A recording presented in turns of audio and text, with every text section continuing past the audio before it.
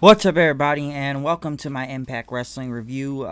Before I even get into anything that has to do with Impact Wrestling, obviously there's been some big news in the past 24 hours in regards to this show.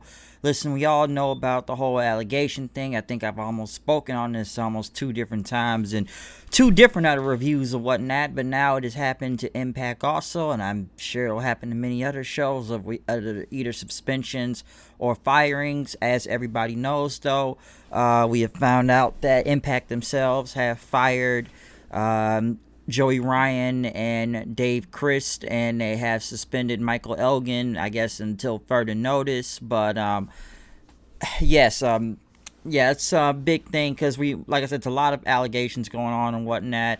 Apparently, Joey Ryan has the most out of all these, to what I have read. Okay, and let me just say something that when it kind of comes to all three of these guys. Listen, the Joey Ryan one, like I said, it's multiple accusations and whatnot.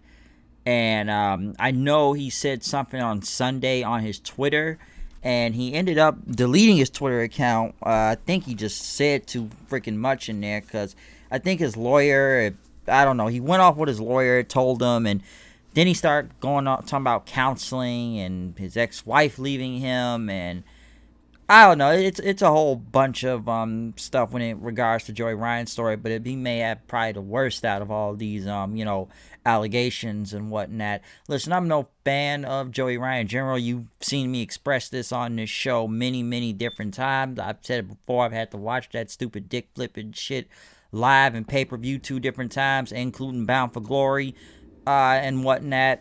But I'm not surprised in a way.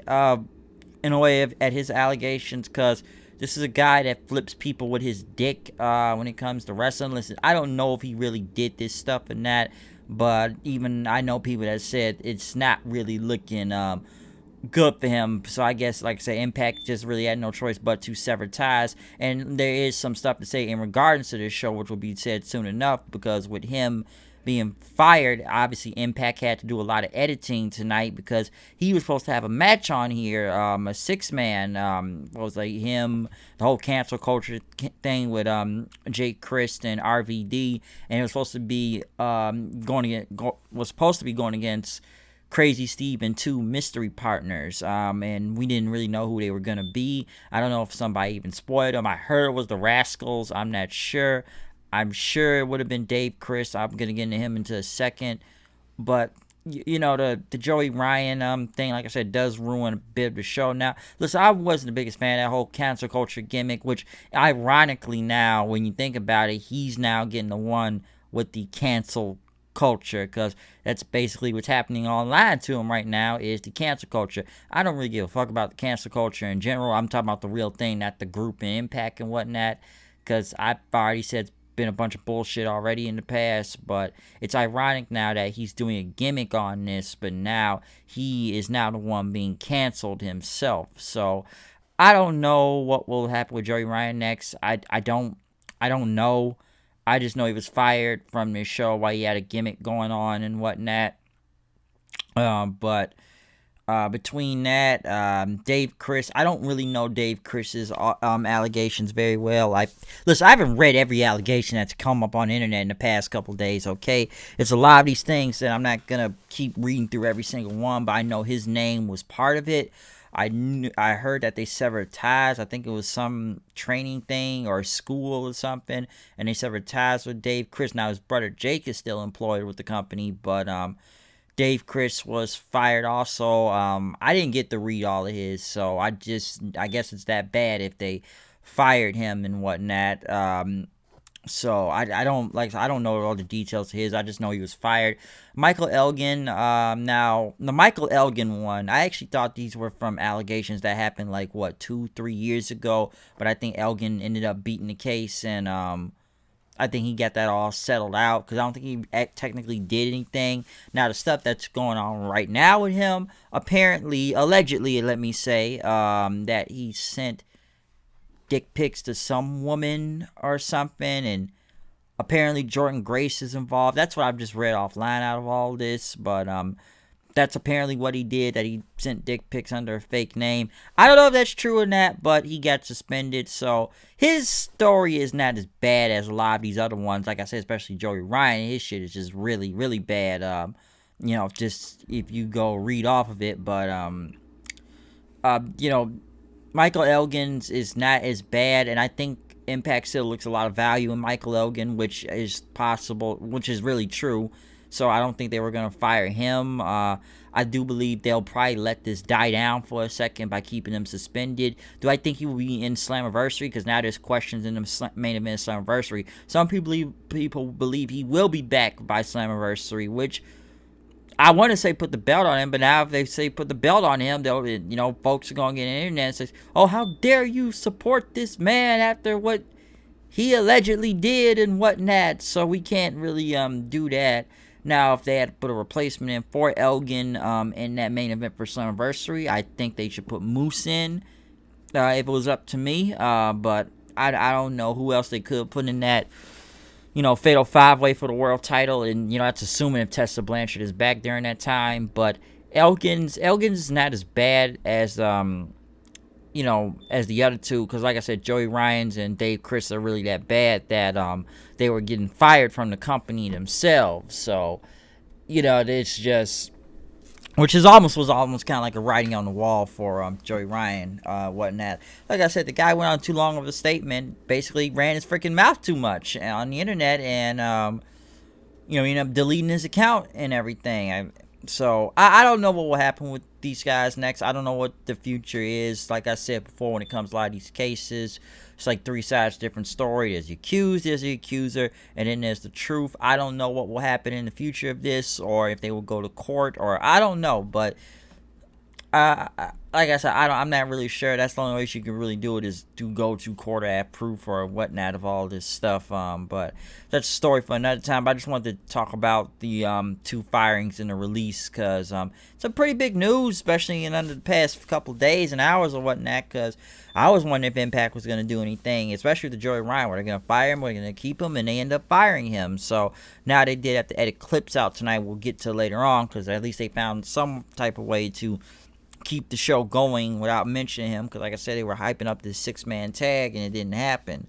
But going on into the regular show of Impact tonight, we do kick it off with Tasha Steelz going against Nevaeh. I'm sure we all seen Havoc and Kiera Hogan by ringside. Not a bad match to actually kick off the show though, with Steelz and Nevaeh. I was surprised by the finish, because I ain't really expect to see Nevaeh kind of lose right now, but I do like this team between Tasha Steelz and Kiera Hogan, though, which is pretty good. One thing I should say, that Nevaeh ended up hitting that big German suplex on Tasha Steelz.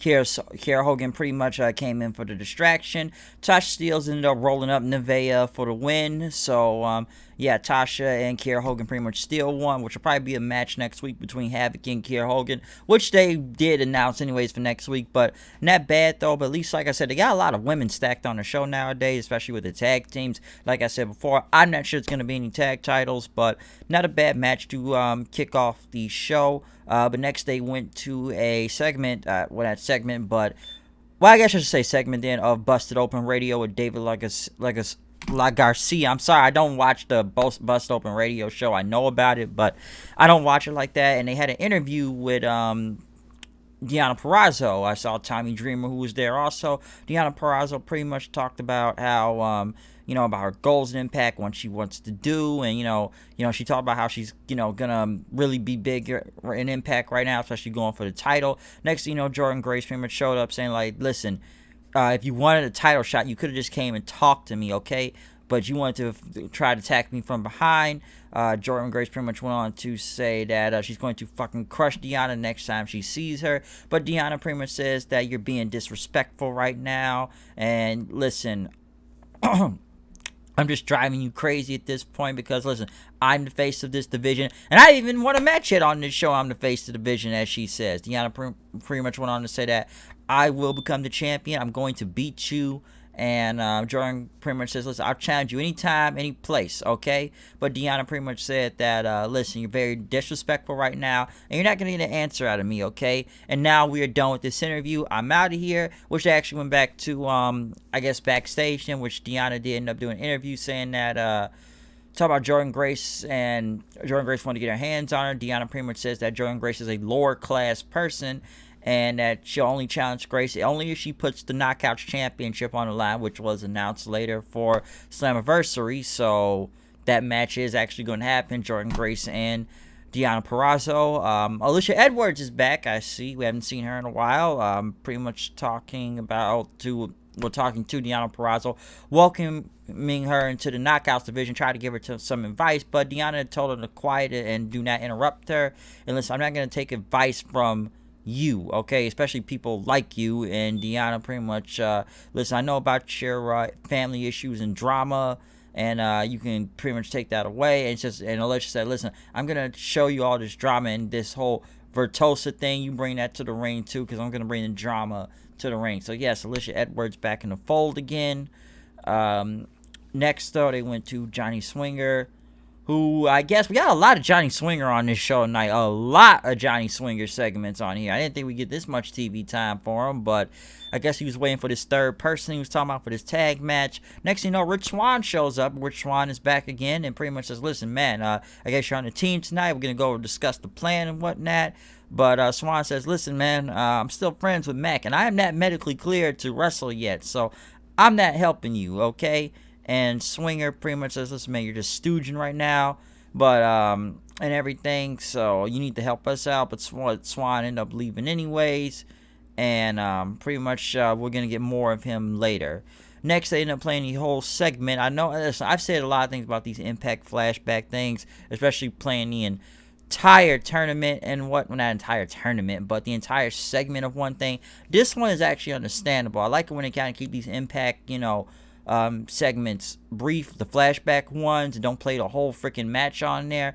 This one was actually good. I'm gonna say why. Listen, I remember the whole open fight night thing with Bully Ray and Devon and Luke Gallows, which in a way, with the Luke Gallows thing being shown, that is another tease and whatnot, especially with Aces and Eights. We're gonna get to a lot of Aces and Eights thing, but that is a part to the whole mystery opponent thing for Slammiversary. And I get why they had to play this segment pretty long. Like I said before, a lot of the show is even edited more tonight because we had to edit out Joey Ryan and his whole match. So I kind of understand why they had to do that tonight on this one. But after the entire segment, they went to the North, talking about they're not getting respect and how Ken Shamrock, everybody's talking about him. They roll around in some, gi and martial arts gear against this Roy Gracie. But, Josh said it was Royce Gracie. And, Ethan Page pretty much says, listen, man, we're the best wrestler in the company. We need to be getting the money. We need more respect. We should be getting bigger title shots and whatnot. But everybody wants to kiss Ken Shamrock's ass. And, Ken Shamrock ended up walking behind Adam Page and pretty much calling him a dumbass then, since you want to talk about his cauliflower ear. As Page sat down, Shamrock says, listen, man, I didn't come back for nothing. You ever thought it was going to be easy and everything? It's not easy, okay? And he was ready to fight, and then Josh Alexander came up and pretty much said, like, listen, Ken, you want to fight? We'll fight right now. Shamrock says, I guess I got to break your face and tear your ankle and whatnot. So, you want to do this? Let's go tonight, basically. Next, though, they showed Moose, who's in the back talking about being a TNA World Champion. So he feels like a World Champion, but, I'm an NFL player. But a lot of people aren't seeing it, okay? They don't know if it's, they don't know if everyone's paying attention to his, paying attention to, his whole title run and whatnot right now. I should say a title run, but Crazy Steve ended up showing up on the show, so I guess they found something for Crazy Steve to do, and pretty much talk about how Moose is a fake world champion. You're not the real world champion. Moose said, listen, I guess you just now won yourself a title shot. He'll see you next week. And Crazy Steve went on to say, listen, I guess I'll become the fake world champ next week, and start singing that. The fake world champion. But after that, though, we got Deonna Purrazzo versus Alicia Edwards.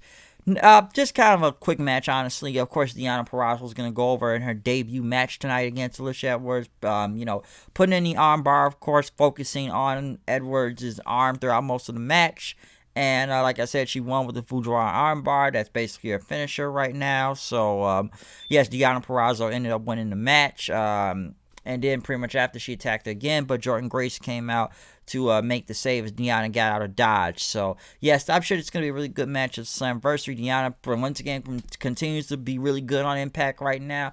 Like I said before, how did WWE mess this one up? Because they've done really great with Deonna in the past few weeks. And a good, solid match, especially just for squash also against Alicia Edwards. Next, we went back to Johnny Swinger, who's still trying to get someone as a third tag partner. He went to Hernandez then, which I guess he'll be his partner if he can beat him in an arm wrestling match, which Swinger ended up losing. And Hernandez gave him a Rhino micro brawler, the little micro brawlers and whatnot. As Swinger ended up leaving, he ran to Ty. He says, listen, I got a quick buck for you. Not that type of way, but quick buck. But listen, man. Listen, you help us with this team tonight. You be the partner. You could be the first ever person to wrestle a guy in the ring, which I think that's already been done. So I don't know what he's talking about, or maybe it was a shot at Tessa Blanchard. I don't know, but I thought that was pretty funny though at the same time too. But Ty ended up not wanting to be his partner. Like, listen, this is disgusting. I have my own thing to do. Pretty much called for Bravo, and then Swinger says, Dino, you get it, Dino Bravo. So I kind of get the joke they were going with right there. Ken Shamrock was coming out for his match until the North ended up jumping him from behind as they started to beat him up. Shamrock had recovered and was ready to go, but he ended up getting jumped again as the North pretty much took him out and headed to the back. So, yes, the North ended up taking out Ken Shamrock tonight. Next, Taya went against Susie. I think you all know who was going to win this match right here, even given a lot of time they did also with this whole Susie thing, which I just expect her to lose for some reason a lot just because and whatnot. But yeah, Taya ended up getting the win in general with the road to Valhalla. Like I said, majority of this was Taya beating up Susie throughout most of the entire match. I guess still trying to play in the Su Yung, which after Taya pretty much mocked her, like, why are you at like a child? And pretty much says, this isn't you. Why am I even in the ring with you? Slapping her head around everything. And then pretty much tried to choke her, I guess. Kylie Ray came out for the save. Then after that, and pretty much got rid of Taya with a super kick. Why wasn't Kylie Ray out there with Susie anyways if they've been hanging out for the past few weeks? Why didn't she just come out there for her match? I don't know that why, instead of just kind of almost letting her get jumped for almost 2 minutes out there too, because I'm like, is anybody going to make the save for Susie? I don't know, but I guess still waiting for Su Yung to come back whenever time that'll be. But yeah, Taya ended up getting the win. Jimmy Jacobs interviewed Madman Fulton, which they wanted to ask him why he's with Ace Austin. Ace Austin ended up showing up from out of the room then, and pretty much he benefits off these alliances and whatnot, and pretty much asked Jacobs, you want to know what the real deal is, and that wrong name, Fulton there, pretty much had a lot of luck in OVE. But then, he was weak then and whatnot. So now he's pretty much joined me because he has potential. And that, Ace is going to be the youngest world champion in Impact history. So, yes, we have Ace and Fulton as some type of a team right now. Johnny Swinger once again showed back up with Chris Bay this time. Talk about his tag partner, which he had Rohit Raju with him this time. So I guess he was going to be his partner. Raju didn't want to do it, but we're going to do this anyway. So there you go. The Mac and the Deaners end up going against Chris Bay, Swinger, and Rohit Raju. Not a bad match. I did like the finish of this, though. Basically, Chris Bay used Rohit as a sacrifice, throwing him into the Mac. Mac stunners him, and then Chris Bay goes in for his springboard famouser, beating the Mac. Hopefully, it's for the title soon enough. I'm assuming it's still for the title, because I haven't kind of forgotten about that at one point, because a lot of this feud has either been on Johnny Swinger or pretty much trying to recruit and everything. It's almost like they forget about the title a couple times in this point. But I still think the Mac and Chris Bay should really be a good match together for the championship, though, okay? But pretty much after that,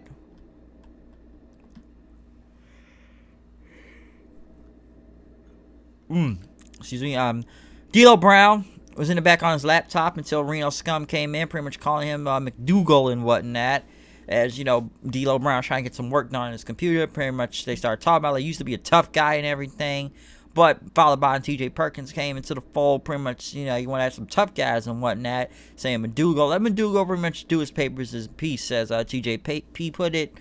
And Bob pretty much, said that, listen, you want to accuse us of beating up Trey next week and everything. So now we challenge you to a match next week. So that's going to go down. They ain't like being accused. But right after that, we got to the main event with Madman Fulton and Eddie Edwards. Ace Austin was out there too. Not a bad match, I'll say that. Fulton, I'm sure, was going to win anyways. I know Ace had gotten involved at one point, and Eddie ended up spearing him off to the ground. Eddie was going to go for his finisher, the Boston Knee Party, but Fulton caught him and hit him with his, end of days move and whatnot. And Madman Fulton ends up moving on into the tournament, okay? But then after the show, before I say anything else in regards to the show, right after the show then, they went back to D'Lo Brown, who was on his computer or his phone pretty much talking about, perception is the greatest thing in reality, and that, we got to get the band back together. And when he got up out of the seat, Aces and 8's showed it in. So, like I said, we're getting more teases and teases of people coming back to Impact. We've seen it with EC3. A lot of EC3 and probably some others I probably don't know about, but now we're teasing the North, not the North, Aces and 8's though, because there are been members in Aces and 8's, have left Impact at this point, because D'Lo could bring back Bully Ray, I don't know, Ken Anderson, Luke Gallows, several other guys that were at Impact, maybe still here, that could probably do this whole Aces and 8's thing again, especially showing back up with D'Lo. Like I said, he got his jacket and walked away. So could Aces and 8's be back in a couple weeks? I don't know, but they really are making the mystery very, keep people guessing and whatnot who you think it is until the day of. I don't know who it will be, but we'll see what happens from that.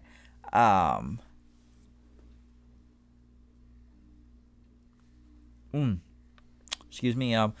Like I said, Fulton getting the win, though, I will say about the match was a much-needed win, because this guy, he loses all the time to everybody every week. So hopefully they can build him like a monster again, because Fulton, I don't know sometime, but putting him with Ace could help off very well for him in this case. So we'll see what comes from that. But yeah, that's my review of Impact after that. Not a bad show, I should say. Pretty good. Like I said before, they've had to edit out some scenes like the Joey Ryan stuff from the 6-man tag and make sure that was not cut in there. But overall, not a bad show, I should say. Not a bad show at all.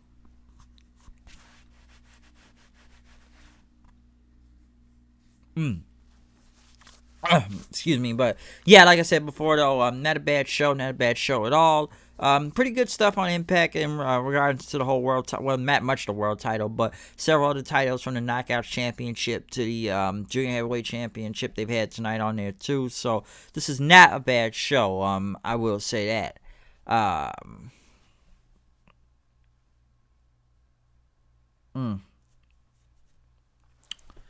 But yeah, it was not a bad show, though. I feel like I'm repeating myself, though. I'm trying to get all my notes of what I thought was good and what was bad. But I think you all can get the gist of what's going on when it comes to this review, okay? So we already know it was pretty good and bad. Like I said, a lot had to change due to the whole Joey Ryan being suspended thing. I've already know I'm reiterating that several times at this point. But like I said, I know I'm repeating saying not a bad show, but giving my thoughts on this, of course, like I said, from the title matches or which they need to focus on, because I'm like, I'm a real world champion there as it is anyway. So there you go.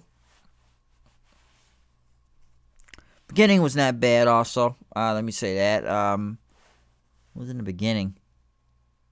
Wow, I can't believe I forgot it was in the beginning. Wow. I'm tired. I'm losing my mind right here. It's like I forgot who the first match on this show was. No, it wasn't even the women.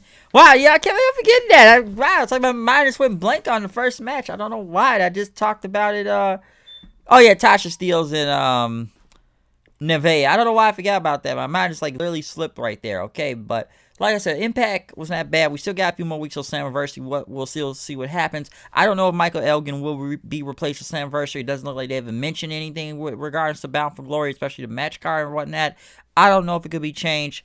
I don't know, okay? So we'll see what happens from all this, especially what's going on right now. Like I said, I took a minute of time to talk about the whole firings of Joey Ryan, Dave Chris, and Michael Logan's suspension and whatnot, and try to go over the best ways possible, okay? But other than that, though, there's my review of Impact, though. It was an okay show, wherever you want to take it or whatnot, but not a bad show in general, okay? But other than that, comment, subscribe, tell me what you think about the show. Follow me on Twitter at HoodedKnight890. I'm out of here. I'll see you guys later. peace out. We will be back tomorrow night for more reviews, okay? So there you go. Out. Peace.